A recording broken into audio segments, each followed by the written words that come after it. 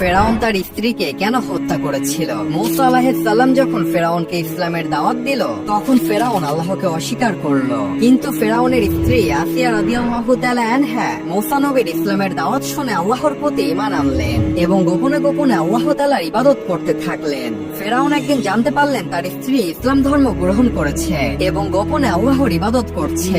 ফেরাউন এই খবর শুনে প্রচন্ড রেগে যান এবং তার স্ত্রীকে ডেকে বলেন, তুমি কি সত্যি আমার বিরুদ্ধে গিয়ে মূসা নবীর ইসলাম ধর্ম গ্রহণ করেছো?